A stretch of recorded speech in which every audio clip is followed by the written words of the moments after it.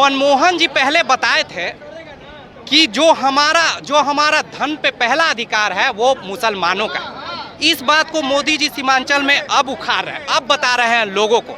आखिर क्या आन पड़ी कि अभी सीमांचल में ये बात रखने जा रहे हैं सर? पहली बात तो ये मनमोहन सिंह जी का ऐसा बयान कभी था ही नहीं। अच्छा, हाँ, मनमोहन सिंह जी ने साफ साफ कहा था कि देश के संसाधनों पे पहला अधिकार देश के शोषितों, वंचितों, पिछड़ों, दलित, आदिवासियों और अल्पसंख्यकों का है। अच्छा, महिलाओं का है।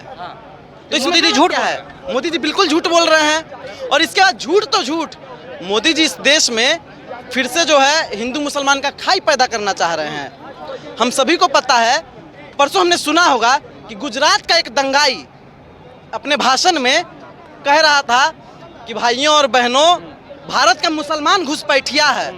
ये बात बोले हैं कि नहीं बोले हैं? ठीक है। और कल मोदी जी का भाषण हम सुने, उसमें मोदी जी कह रहे थे कि भारत का मुसलमान हमारा भाई है। तो अगर भारत का मुसलमान घुसपैठिया है और मोदी जी का भाई है, तो घुसपैठिया का भाई क्या हुआ? घुसपैठिया हुआ ना जी। तो फिर इसका जवाब देना चाहिए मोदी जी को। ये ध्रुवीकरण की राजनीति तो नहीं है सर। अभी मोदी जी बोले, उसके बाद ओवैसी जी आए, ओवैसी जी बोल रहे हैं कि ये तो खाली ऐसी लफावाबाजी कर रहे हैं और ध्रुवीकरण कर रहे हैं, इनसे कुछ होने जाने वाला नहीं है। लमसम उनका यही था। देखिए पत्रकार बाबू, मैं बता देना चाहता हूं कि 2014 के बाद जो नफरत 2014 के जो सरकार बनी थी हमारे, उसमें जो नफरत का बीज जो बोया गया था, हिंदू मुस्लिम का बोया गया था, वो फसल बन के 2024 में तैयार है। ठीक है। पहले हमको याद है कि 2014 से पहले हम लोग चारों समुदाय के आदमी एक थाली में बैठ के खाते थे, हिंदू मुस्लिम सिख ईसाई सब। ठीक है, सारे पाकिस्तान में अगर हिंदुस्तान के मुसलमान को अगर किसी के माई के लाल में ताकत है पाकिस्तान भेजने का, तो वो भेज के पहल कर दें। ठीक है। अब्दुल हमीद भी इसी देश के थे, एपीजे अब्दुल कलाम भी इसी देश के थे, और इंडिया गेट पे जितने भी वीर जवान शहीद का नाम लिखा हुआ वो भी इसी देश के थे। तो ये मुसलमान को बोलते हैं पाकिस्तान भेजने का। तो ऐसे ये अगर एक अगर सच्चे अगर ये हैं हिंदूवाद की सोच वाले होने चाहिए। हाँ, आप बोलिए क्या सर, इसमें आप क्या राय रख रहे थे इसमें? क्या मैं अभी जो मोदी जी बोल रहे हैं कि यहाँ से हिंदुओं, जैसा भाई बता रहे हैं कि मुसलमानों का ध्रुवीकरण करके अगर भगाना है तो एक ही बार कह के आप ऐसा कौन भगा देगा भैया? कोई नहीं। मोदी जी बोलवे नहीं किया, सुनाइए ना हमको। कहने भाग तो गए। देखिए कैमरामैन भैया फोकस करिए, भाग गए। ये सब जानते हैं झूठ मूठ के खाली लड़ाई झगड़ा आपस में करवाएंगे। भैया अगर आप एपीजे अब्दुल कलाम साहब की सोच वाले रहेंगे, हम लोग आपको पूछेंगे।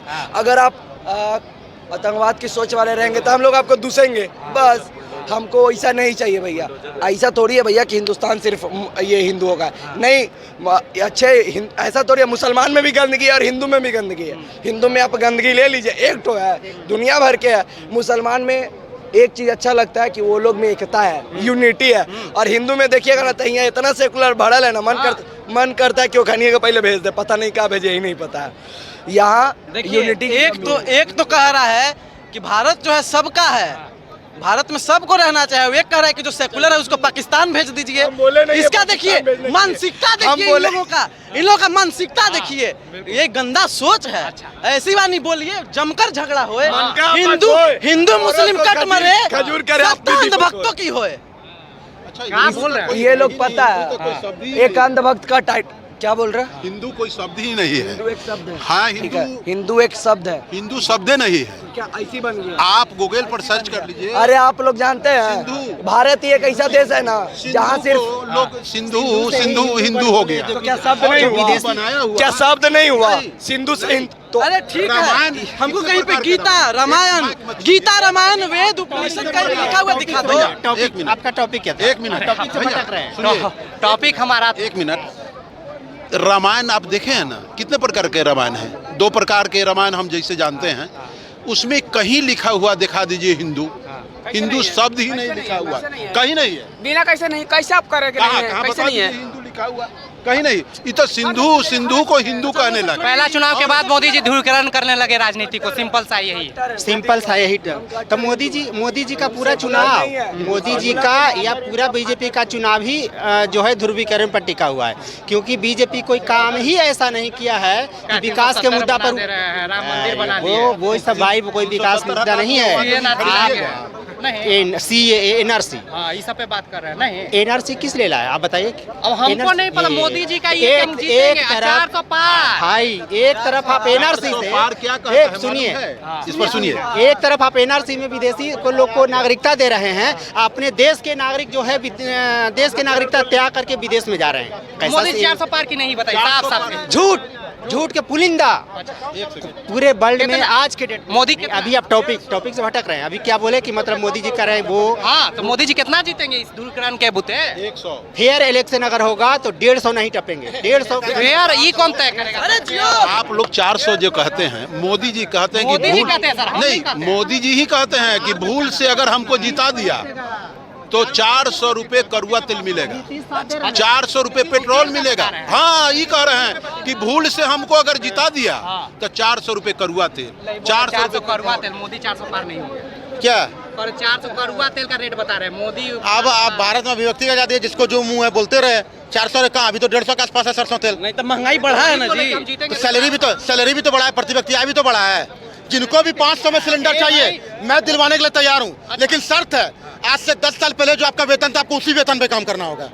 आप वेतन बढ़वाएंगे, 6ठा वेतन, 7वां वेतन, 8वां वेतन का बात चल रहा है, लेकिन आपको सिलेंडर आज भी 500 में चाहिए। जो जमीन आप उस दिन 10 लाख में खरीदेंगे, आज उस जमीन का आपको 50 लाख चाहिए, लेकिन सिलेंडर आपको आज भी 500 में चाहिए। प्रति व्यक्ति आय की इन्होंने उदाहरण सामान लाइएगा, चावल प्रति व्यक्ति आय की इन्होंने उदाहरण दिया। हर बार कंपैरिजन करते हैं, बांग्लादेश और पाकिस्तान चल जाओ, ये प्रति व्यक्ति आय में इंडिया पाकिस्तान से भी पीछे और बांग्लादेश से 1.5 गुना पीछे हो गया। देखिए आदम आटा की बता रहे हैं। हाँ, आटा का ही बात बता रहे हैं। अदम गोंडवी जी का एक लाइन था कि आपकी फाइलों में गांव का मौसम गुलाबी है। ये दावा झूठा है, ये आंकड़े किताबी हैं। दूसरी बात ये कह रहे हैं कि लोगों का वेतन बढ़ा है, सैलरी बढ़ा है, आय बढ़ा है। तो अगर आय बढ़ता ना तो देश के 81 करोड़ से भी ज्यादा लोग 5 किलो राशन पर निर्भर नहीं होते हैं। बात सही है, बात सही। और लोग कहता है कि मुझे मैंने कौन कार्ड होता है वो मैं बनवे नहीं किया, गरीब गुरबा का तो कहाँ बना है। अगर बनता सही में तो और गरीबी यहाँ दिखाई देता आपको। बहुत लोग वंचित है, कार्ड नहीं बना है रियल में जो गरीब है। यहाँ तो कार्ड किनका बनता है, जो सांसद, विधायक, मुखिया, इनका आदमी का बना, अच्छे लोगों को। वैसे जी कह के गए हैं अभी कि दूरकरण हो रहा है और वो इस पे ध्यान नहीं देना, सीमांचल से हम लोग को निकलना है, जो उनका कैंडिडेट करा अभी भाषण देके। ओवैसी जी, अब ओवैसी जी का क्या बात करें, उनके भाई तो खुलेआम बोल देते 15 मिनट पुलिस हटा लो। अब ऐसे लोगों का क्या बात बोला, जो कानून व्यवस्था को ही तार करवाते हैं। जीत गया था सीमांचल में भाई, तो जीत गया था भाई। अब देखिए, लोकतंत्र है, जनता वोट दे तो मैं जनता की इज्जत करता हूँ, लेकिन इस तरह का वक्तव्य उन्होंने दिया। आप बताइए, जनता के दिल में कहीं ना कहीं डर बने। मतलब 15 मिनट पुलिस हटा लो, क्या साबित करना चाह रहे हैं? तू तो कह रहे हैं ओवैसी इस बार दोनों के लड़ा के पीएमओ बन जाएंगे, ये कुछ लोग कह रहे थे। नहीं, ये सब देखिए गलत भाषण है ओवैसी जी का। ये सब गलत भाषण है। 15 मिनट जो कहे थे कि मुंगेरी लाल जी के सपने, उसमें कोई टेक्स्ट तो आता नहीं है, देखने दीजिए। जो 15 मिनट पुलिस वाला बयान था, इसका भी हम घोर निंदा करते हैं। और चलिए ठीक है, वहाँ पे सीमांचल की जनता जो है उनके 4 विधायकों को जिताई। जनमत का बिल्कुल हम भी सम्मान करते हैं, ये भी करते होंगे, आप भी करते हैं। लोकतंत्र का सम्मान है, जनमत का भी सम्मान है। लेकिन किसी ऐसे व्यक्ति को देखिए, जिस तरह से भाजपा नफरत फैलाती है, उसी तरह AIMIM भी नफरत फैलाती है। हमें कोई भी नफरती नहीं चाहिए। बी टीम है, भाजपा का बी टीम है। ओवैसी जो है भाजपा का बी टीम है। वो बोल रहे हैं भाजपा की बी टीम है। एक बार ओवैसी जी जब उत्तर प्रदेश चुनाव का प्रचार करते थे, तो रैलियों में कहते थे जब मोदी जी गुफा में चले जाएंगे, योगी जी मठ में चले जाएंगे, ये अब कौन बचाने आएगा इन हिंदुओं को। आप बताइए, वो बी टीम होता तो मोदी जी और योगी जी के बारे में आप शब्द बोलते। यही तो ये बी टीम का काम यही ना है। जेल में होते या कहीं 5 मीटर गड्ढा खोद के जमीन में गिर जाते। जेल भेजने का अधिकार किसका होता है? कोर्ट का। अब कोर्ट तो यहाँ भारत का कोर्ट तो फ्री है, उसमें मोदी जी का कोई शासन तो है नहीं। तब कोर्ट का फैसला आएगा। मारा गया उत्तर प्रदेश में, कितने मुसलमान मारा गया। जो मोदी के खिलाफ मुसलमान खुलेआम बोलेगा, उसको या तो मार दिया जाएगा, धरती में गाड़ दिया जाएगा। और वैसी बी टीम नहीं अगर होता तो स्वतंत्र नहीं होता। मुजफ्फरनगर के हिंसा में सबसे ज्यादा हिंदू प्रभावित हुए हैं। मुसलमान थोड़ी विकास यहाँ वक्तव्य देने के लिए नहीं, यहाँ जो बात हो रही थी, सबसे दिक्कत है लोगों में। लोग इतनी तरह से गिरे पड़े हैं यहाँ पे, न बात को रख पाते हैं खुल के, न कह पाते हैं।